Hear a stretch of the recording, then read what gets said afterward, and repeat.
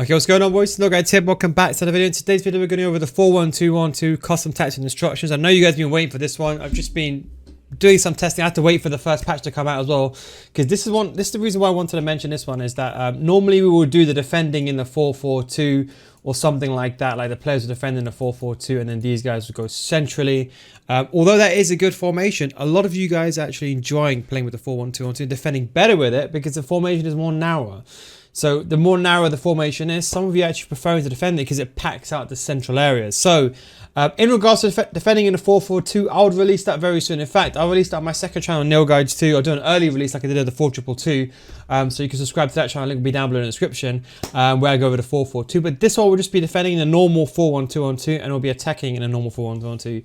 The most important thing is, people always say to me, oh, how can I play this with a formation? Let's say, for example, you're playing like a 4-2-3-1, and let's say you have 3 wingers set up. If I am ever going to switch to like a 4-1-2-1-2, what I normally do inside the game is that I normally relegate one of the strikers, or one of the wingers, I would say, really, to centre mid. But I'll explain that in a second and what players you can use, etc., etc. But let's go straight into tactics. Now, defensive style, I'll go with balanced. One thing I've done here is put pressure on heavy touch. Now, there's the 71 depth thing that does work. So ideally, you don't need a defensive style with 71 depth, but we put balanced. Pressure on heavy touch is basically balanced, but when your opponent makes a mistake, we know how bad rebounds are, or a heavy touch or a loose ball. Your team just pounce on your opponent, as you can see that's depicted over here. It's very, very effective to win the ball back. But the reason we're using pressure on heavy touch is we're not going to be using 71 depth here. We're just going to be using 55. So if you still like to press and you still like that 71 depth style, you can put pressure on heavy touch, not press on possession loss, pressure on heavy touch and 55 depth. This is basically balanced, but when there is a good, decent chance you win the ball, the team, they press together. And don't forget, because you're defending in a 4-1-2-1-2 quite narrow, against wider formations, you're going to struggle. So unless you defend in a 4-4-2, in my opinion, it's not really worth, because imagine if you're narrow as possible in a central column, right? If you're trying to press your opponent's left back or right back, you've got no wingers to do that. So your opponent can just distribute the ball from wing to wing or left mid to right mid, and you really can't stop that unless you bring someone out of the central column. So that is why we've gone that. So we left the width on 50, depth on 55, pressure on heavy touch. That way we only press when the opponent makes a mistake, and there's a good chance to win the ball. Now, build-up play, I think this one is very important. I've gone with long ball. I'm going with long ball for most of my formations. If you find this is too attacking, you can use balanced and then direct passing. Direct passing works very well. I think both forward runs of direct passing work well for the 4-1-2-1-2. I will generally say it's honestly down to personal preference. I say direct passing is a bit better if you have the quicker players who have good agility and balance. If you're more of like a gung-ho and you want everyone to go forward, I would suggest forward runs. For the build-up play, the reason why I like long ball is because a lot of these players are unbalanced and long ball just push them forward, but I'll get onto it in a second. Because don't forget, all long ball means, for those who don't know, it just means getting behind. So can you imagine this striker option saying getting behind? Long ball is just exact. It's not like long ball Stoke City knock the ball up, Peter Crouch, header it down. Absolutely not. It just means players make runs in behind. So that's what long ball does. That's why a lot of pros even are using it more and more now. For the width, kept it very, very simple. Left it on 50. Left it pretty balanced. It's pretty there's not that much change in its formation. Keeping it very balanced, especially early on this year. 7 players inside the box, corners and free kicks as you want to. As I said, if it's too attacking, you can put this on balance. Now, the main thing, the instruction, as I said, we're not doing anything funky here. We're not defending in a 4-4-2, not yet. Stay central, stay forward for both of the strikers. One of the strikers I'd recommend putting on getting behind. Now, personally speaking, I would say play with one striker that's a bit more tall and rigid, and one that's good agility and balance. Like a Haaland and, for example, a Ben Yedder would be a good combination. For example, something like that. That kind of combination. Now, personally speaking, I like Smith. She's very agile, good on the ball, very quick. You need fast players here, in my opinion. You can get away with someone who's got 70 pace, 78 and 79 pace, like a Harry Kane. Would I advise it? Absolutely not. But let's say you did do that, at least have someone fast next to him. So let's say, I don't know, your favorite player was, I don't know, Harry Kane. Let's just as an example. At least have someone quick next to him. The player that's a bit better with the ball, I'd always put that player on balance, and the player that's probably a bit more rigid, but I'm gonna get it behind. That way you can ask the ball to your feet with the player's got agility and balance, and you can turn. If you want to get better at FC24, I do have an FC24 FIFA School Series. But before you skip ahead, what if I told you if you don't get better after 1 month, I'll refund you your money? I can say that because I've been running this school for many years and thousands of people have already joined and even stay on. We go over complete in-depth gameplay tutorials showing you the theory of it and then showing you gameplay examples in a structured format. Unlike my YouTube channel, they are a progressive learning system teaching you everything from the core mechanics to the meta so you can get better as a whole, with explanations that go beyond the scope of my YouTube channel. FC School has already started with new videos coming out every single week. These videos will adjust to the recent patches and updates so you can stay up to date and ahead of your competition. So come join thousands of others in a mature community for those looking to get better.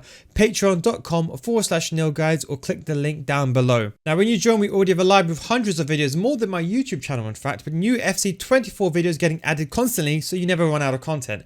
Remember, the biggest mistake people make is they spend thousands of dollars on FIFA points every single year thinking a team will make them better, but it won't. But now it's time for you to make that change. And don't forget, if you don't get better after 1 month, just send me a message and I'll refund your money. That is the Nil Guides guarantee. Patreon.com/nilguides. Link is down below in the description or click on the pinned comment below.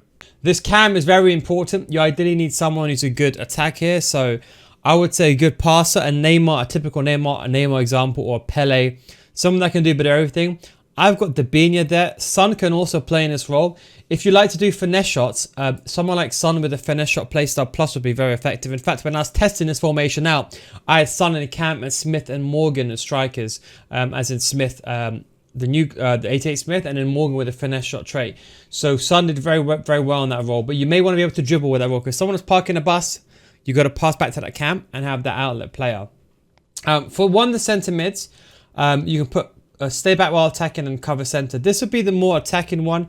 That way, if you do lose the ball, at least you're going to have someone to pass the ball alongside. For the other one, you can put this on get into the box for a cross, and you can put them on here, personally speaking. Put them on get forward or balanced. If you don't use long ball, in my opinion, I would probably say put get forward on. And you will know what I'm talking about when you try this inside the game. Sometimes when they're on get forward, they force the runs to go forward. When they're on balance, they kind of adhere to the work rate. So if someone here is high, for example, they'll go up equally high and low. If someone's high-low, they'll go up a bit more better and they won't really track back as much. So when you put a player on balance, they'd really adhere to their work rate. So I would say try to find someone here who's got high or high-medium. I think it's perfect. Otherwise, I just put get forward on that role and you kind of make that third man, that extra man, join the third player, should I say, joining the attack from midfield. So you can go with a centre mid here, box to box, like a Llorente, Tonali, and then for CDM, what you can do is you can put someone who's like really defensive. I would say a Tonali is very good, a Guerrero is very good, a Madri is very good. Someone like the old school Kante, but Kante's a bit too slow. A Lema is very good here.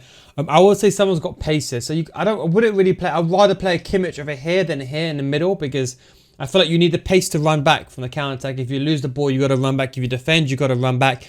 Good defensive awareness, good sprint speed. It's an absolute must in this position. Even that Coquelin card is pretty good. A Valverde will also be pretty good here. What I also sometimes do is, if I want to close up shop, I sometimes take Swanson off and I put Llorente into the middle. That's another option that I do as well. Now, for both the centre-backs, both of them on stay back. For the goalkeeper, left them on balance. Nothing really funky here. You can use Superkeeper if you want to. For the left-back and right-back, they're both on overlap. Now, personally speaking, I would recommend putting them both on stay back. Because you have to remember, when I make these tactics, I make this for the average person, right? So most people I see are just struggling with defending. That's why my opinions on advanced defending, all this stuff, is because I'm making a formation for someone that's maybe in rank 3, rank 2, division 3, division 2. Yes, it'll still work for someone in division 1 or an elite division. It'll still work for them. But if I tell everyone here to put these players on balance, most of you guys are going to struggle. So if you want to, you can try maybe having one fullback on balance, maybe your most attacking one, but I wouldn't recommend two. If you have your most attacking fullback on balanced, make sure you put the centre mid on the same side on stay back while attacking. That's all I wanted to say. That way, if this player, Llorente, does go forward, at least you've got one person. And I'd recommend putting cover wing on this person over this instruction here. So that way, at least, so I'll do like this, stay back to the edge of the box. That way, when the ball goes into the box, they're at least outside the box. Because if this is unbalanced, they'll sometimes go in. And that way, if Llorente is inside the crossing the ball, Swanson will stay outside the box wherever you put over there. and then recover wing, they would go and cover Llorente's out when Llorente's out of position and play that temporary left back role. So if you are going to decide, you know what, I want to put both of these fullbacks on balance, I'd recommend putting one on balance first and then doing it that way. But that is the 4-1-2-1-2 custom tactics. We're probably going to release a more aggressive one, the one where it defends in the 4-4-2. And we'll release that very, very soon. That will be on the second channel. Link will be down in the description for that one. But we'll release that over there.